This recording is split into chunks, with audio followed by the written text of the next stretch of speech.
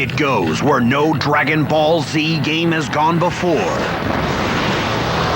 Everywhere. Choose your character.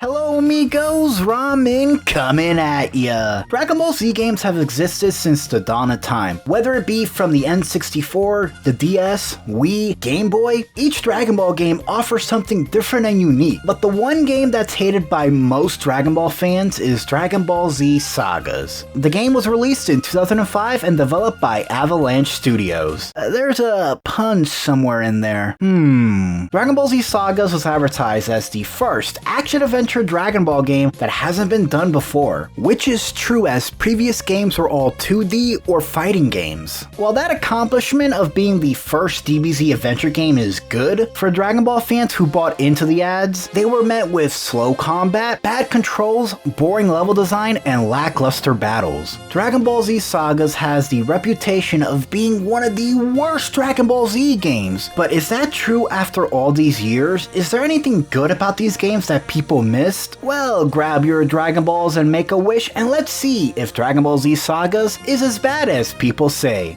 Tomorrow, the new Dragon Ball Z Kai story continues. Eliminate them! The attack on Earth begins. Goku's friends are deep into battle. Who will make it out alive? Dragon Ball Z Sagas is an action-adventure game that covers the Saint Saga all the way to the Cell Saga. The game gives you the choice of playing single player or two players that are split into the 7 different sagas. What's interesting is how this game chooses to transition each level, with clips from Dragon Ball Z, which is a nice touch as it does bring some nostalgic value as if you're watching the original show. They even have the Dragon Ball announcer narrating to help make sense of the events taking place in this game. I'm kinda glad they didn't use in-game cutscenes, as the animation and models for this game look like something thrown together in 2 weeks. The game at times does feel like it's rushing through the sagas. It feels like the game is choosing key select moments from the Dragon Ball Z story and just adding levels where it makes sense. For instance, remember in Dragon Ball Z in the Android saga, Dr. Gero escapes? That becomes a level in this game. Remember that part in the Saiyan saga where Nappa drops Cybermen on the ground? Well, that becomes a level as well. There is one instance where the method of a key moment doesn't work, and it's during the Yardrat saga, which isn't really a level, it's a generic boss fight that makes you question, why was this included? Like, you have to fight this green thing, and it doesn't connect to anything. There's no rhyme, no reason why this part needs to be included in this game. While we're on the topic of questionable things, the combat in this game can be summed up as boring and repetitive. I'll explain. So you have your standard attacks and your light attacks, as well as combos you can perform by doing certain button presses. And you also have special moves, which require you to collect Z tokens to buy. Yeah, nothing I like more than buying Goku's signature move. The combat after a few hours of playing becomes this constant, repetitive task. Each punch and kick feels like there's no impact and uniqueness. No matter what character you play through this game, they all feel and play the same. The special moves don't even look good. They all look like one slightly bigger Kai Blast. The screen also freezes while you're performing your special move, which at times doesn't work,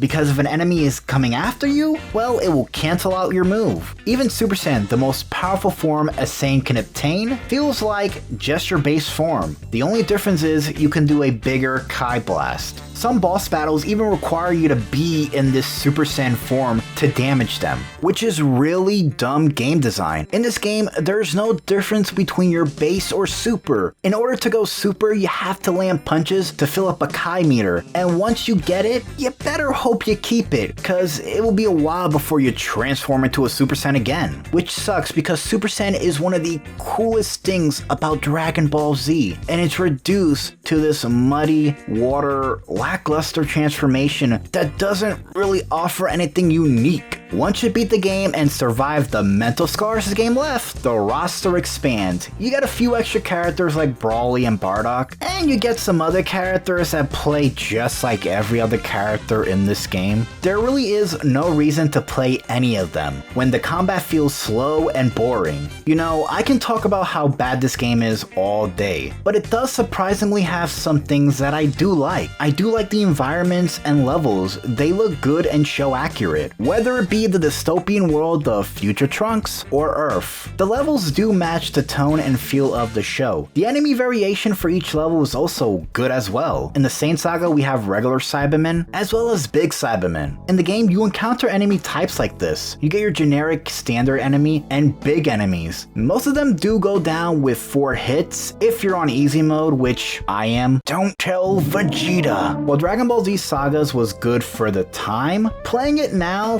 feels really outdated. The 3D models look very stiff and lifeless. The combat feels very copy and paste and on a budget. The menus and UI have no flair or visual style. As much as I hate to compare games, I'm gonna compare Dragon Ball Z Budokai. As much as I hate the combat in that game, it's still fun and entertaining, like it had time to experiment. Dragon Ball Z Sagas in comparison to that game feels like a game that was still in beta and needed to meet a deadline. And that's no fault of Avalanche Studios. There is some passion put into this game. Dragon Ball Z Sagas is accurate to the source material, and it does retell the story with these great montages. But for the gameplay itself, it feels tedious and like a chore. But even with that, I did have a character that I enjoyed playing as. It was Vegeta of all people. As among the other copy and paste characters, he controlled far better than anyone in this game, and he had a better moveset overall. One of the things this game advertised was that it was in fact the first action-adventure Dragon Ball game. But in reality, this game is a beat 'em up where you have to defeat an enemy to progress the game. It's comparable to that Ben 10 game on the PS2, which is not bad, but I feel this game was a little misadvertised. The funniest thing about this game is that it could be beaten in no less than 2 or 1 hour if you're a warrior. My playthrough of this game consisted of mashing the same button over and over again for boss battles. I just cornered an enemy and just hit that one button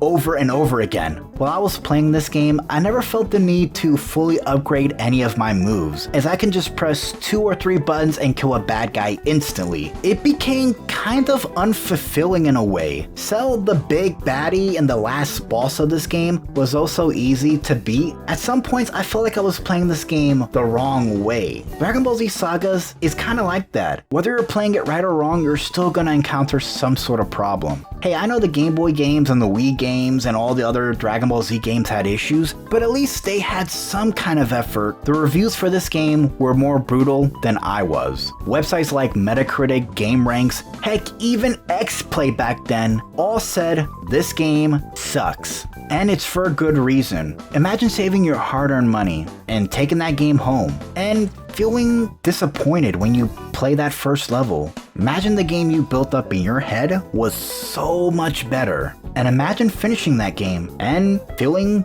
completely empty. You feel like the payoff was not worth it, as if you just played a mediocre, lackluster mess of a video game. Dragon Ball Z Sagas is a video game that is a product of the time it came out in. Its outdated visuals, bland gameplay, and poor level design culminates into a gaming experience that doesn't really truly capture the excitement Dragon Ball brings. Key moments from the show like the Saint Saga or the Cell Saga are present in this game, but those epic battles from the show cannot be replicated. While there are a few things that I do enjoy, like the addition of montages from the show to make sense of the game, there are many negatives that outweigh the positives. Dragon Ball games onward have gotten better in both graphics and gameplay. Going back to this game feels like I'm playing a bare bones Dragon Ball game that doesn't really feel completely finished. I honestly don't recommend you play this game if you're a Dragon Ball fan. The feeling and passion for the source material doesn't exist. My name is Ramen. You have a good night.